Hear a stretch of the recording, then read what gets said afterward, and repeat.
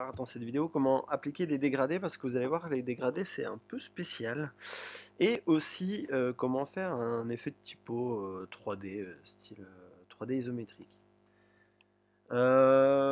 Du coup bon bah, on va commencer tout de suite. Hop, je vais enlever ça ou bien alors sachez que sur Illustrator, il est utile de mettre les choses sur le côté, donc voilà, mettre ses éléments, son travail sur le côté, parce que voilà, ça pourra nous servir plus tard, on peut... en gros ici c'est une zone de travail, et puis là c'est la zone de présentation, on va dire. On va simplifier ça comme ça. Alors, pour appliquer des dégradés, déjà je vais utiliser une forme normale, juste pour qu'on voit à quoi ça ressemble. Donc par défaut, jusqu'à présent, j'utilisais la couleur normale, et enlever la couleur ou bien le contour. Donc si je double-clique, voilà, je change la couleur, ça change la couleur, c'est magnifique. Maintenant, si je veux appliquer un dégradé, j'appuie dessus, il va me préparer un dégradé noir-blanc de base. Alors soit vous avez déjà des couleurs sur le côté, et du coup ben, c'est plutôt sympa, par exemple je fais ça, hop, et je vais venir prendre ici la couleur que j'ai besoin, pareil, je fais ça, hop, je prends la couleur ici que j'ai besoin, et du coup je suis content. Bon. Sinon on peut double-cliquer dessus.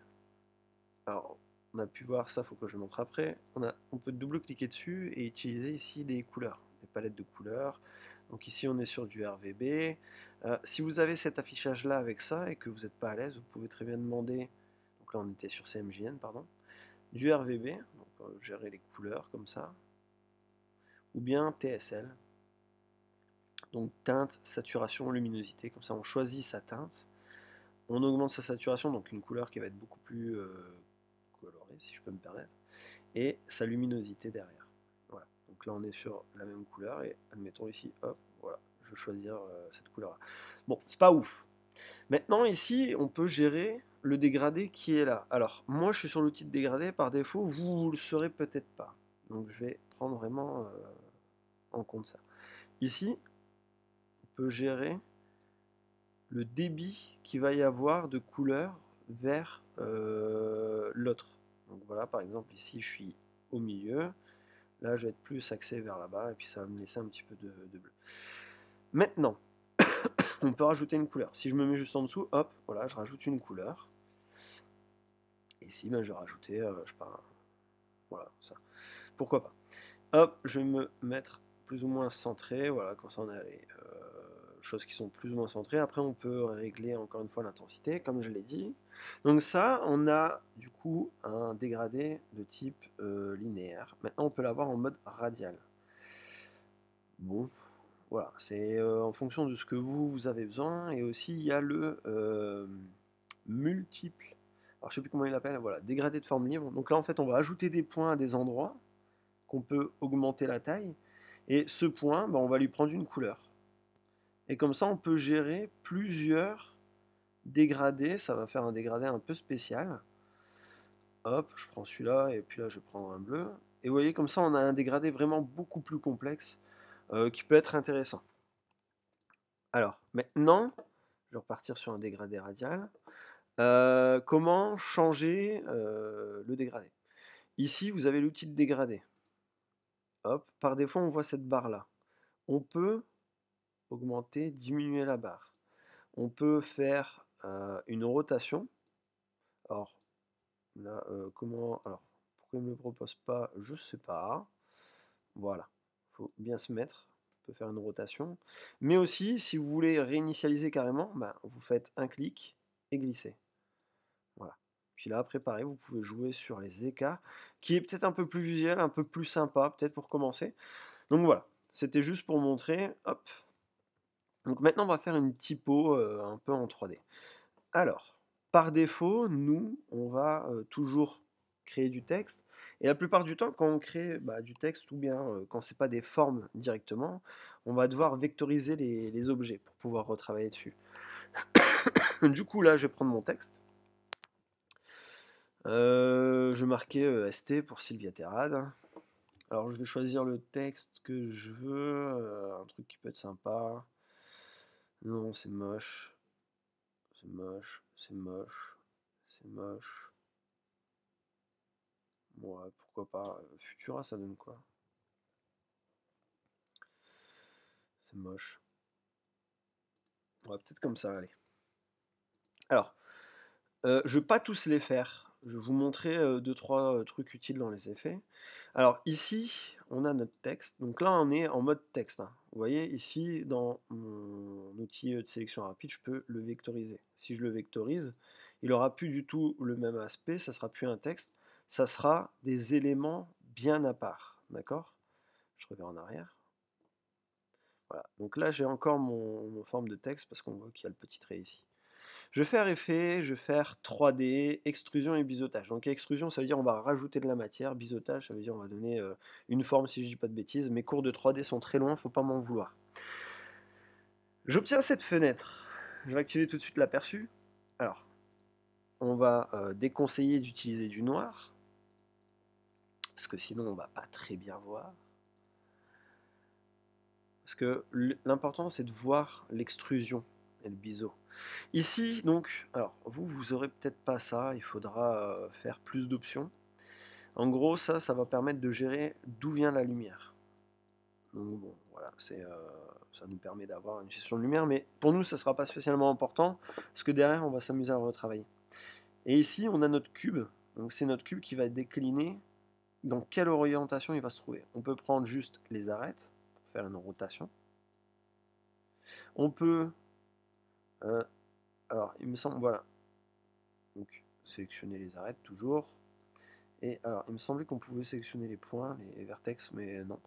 Donc du coup, voilà. Là, on a la phase de base. Donc il est complètement retourné. Et ici, vous avez les codes. Oh, je recommence. J'ai appuyé sur Entrée. Donc voilà, première erreur à ne pas faire, ne pas appuyer sur Entrée. Donc aperçu. Mais nous, ce qui va nous intéresser, alors surtout pour faire de la typo 3D, ce qui est intéressant, c'est d'utiliser les options. En gros, ce qui est intéressant pour la typo, c'est surtout les isométries. Donc du coup, isométrique gauche, isométrique droite, isométrique haut. Donc là, on va utiliser l'isométrique haut et isométrique bas. Bon. En général, c'est souvent ces trois-là qui sont utilisés pour faire des effets de texte comme ça, qui descendent, qui partent sur le côté et tout. Donc on va faire isométrique haut. Et du coup, je vais juste faire OK. Là, l'extrusion, est-ce qu'elle me convient? Non, moi, je veux que ce soit plus petit. Donc du coup, je vais mettre 20. Allez, il faut le valider, monsieur. Voilà. Encore un petit peu, 30 peut-être. Voilà, je veux pas que ce soit trop gros non plus. Et là, c'est pour dire, bon, est-ce que c'est plein sur le dessus ou est-ce que c'est creux? Voilà. Je fais OK. Alors sachez que si jamais vous voulez rajouter du texte, vous pouvez. Ici, je vais rajouter du texte. Vous voyez, ça le fait de manière complètement fluide. Mais maintenant, si je veux travailler dessus et puis essayer de donner des couleurs à ça, je vais pas pouvoir y arriver dans un premier temps. Donc du coup, je vais devoir le décomposer. Ici, alors, en passant par là, ça peut être sympa, mais on n'aura pas tout ce qu'on a besoin. Donc du coup, on va faire objet, et on va faire décomposer l'aspect. Donc ça veut dire que pour lui, ça sera plus du tout un texte. Ça sera vraiment plusieurs formes les unes avec les autres. Par défaut, il groupe le tout. Du coup, on va dissocier. Donc si jamais vous ne trouvez pas dissocier ici, vous faites clic droit et puis dissocier. On va le dissocier plusieurs fois juste à temps qu'on n'ait plus cette association. Le fait de faire ça, c'est que maintenant, bah, regardez, on a accès à chaque face, d'accord? Donc là, je vais zoomer. Ça ici, c'est encore, on peut normalement le dissocier, ou bien on peut rentrer dans le groupe.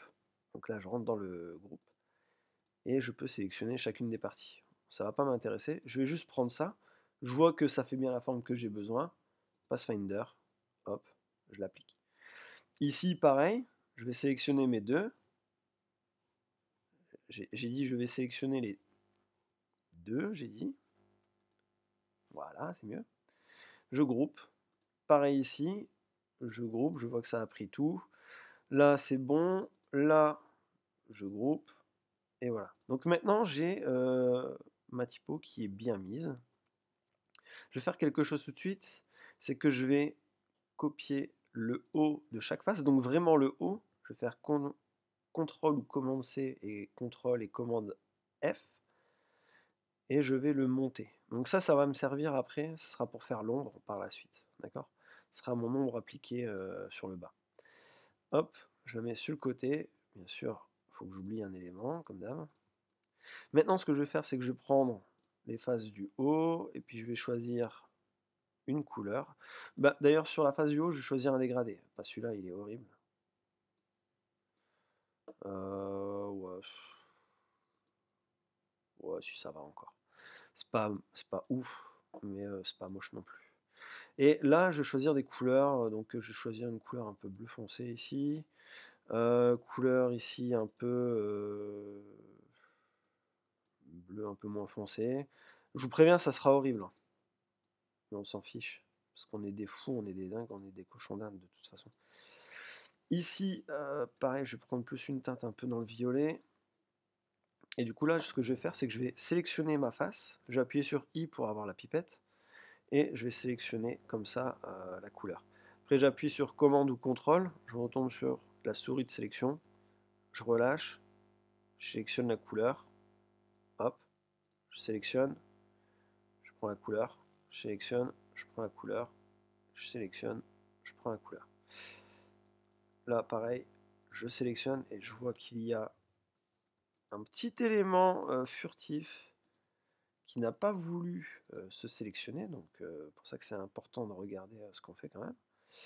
Là je vais prendre, donc j'ai pris, je mets ma couleur, j'ai pris, je mets ma couleur, j'ai pris, je mets ma couleur. Voilà, je vous l'avais dit, c'est moche, mais au moins maintenant vous savez le faire. Je vais sélectionner ça, je vais le mettre comme bon me semble pour donner un bon aspect un peu 3D. Et encore une fois, j'ai oublié quelque chose. Je vais y arriver, hein. Là, je le positionne comme ça, je suis content. Et je vais lui donner la couleur noire. Donc, couleur. Alors, je ne vais pas vraiment partir sur un noir, je vais partir sur un noir bleuté comme ça. C'est beaucoup plus agréable à l'œil. Et je vais baisser un peu l'opacité. Alors, si vous ne trouvez pas l'opacité, c'est ça en général, hein. C'est ici. Et on peut choisir des modes de fusion, style produit et compagnie, mais ça, on verra un peu plus tard. D'ailleurs, on verra pas sur Illustrator. Voilà, je suis content, j'ai fait, mais bon, là vous allez me dire, mais c'est moche. Ton ombre, elle est trop loin. Donc du coup, on va se rendre dans les calques et on va regarder où se trouve l'ombre. Donc du coup, c'est tout ça. Donc je peux les sélectionner et je peux les mettre tout en bas. Hop, hop. Ah oui, c'est vrai, j'avais fait plein de choses avant. Tac, je le mets là. Et là, voilà, j'ai mon effet un peu 3D avec une extrusion. Je vous accorde, mon extrusion, elle est pas ouf. Sinon, autre technique, vous sélectionnez votre ombre qui est au-dessus, vous la placez, vous faites disposition en arrière-plan, ça va fonctionner. Et là, après, vous bougez avec les flèches, hein, histoire d'avoir quelque chose de correct. Donc là, par exemple, moi je trouve ça plutôt bien. Et voilà. Et si jamais c'est trop foncé, on retourne sur l'opacité et on modifie l'opacité, on a quelque chose d'un peu plus présentable. Donc voilà comment faire un petit effet texte 3D. Après, vous pouvez mettre un calque de fond. Alors, on va choisir une couleur de fond. Cette couleur est moche. Du coup, on va prendre... voilà. Bon. On va dire ça fera l'affaire pour l'exemple. Et maintenant, ben voilà, vous avez votre petit typo 3D.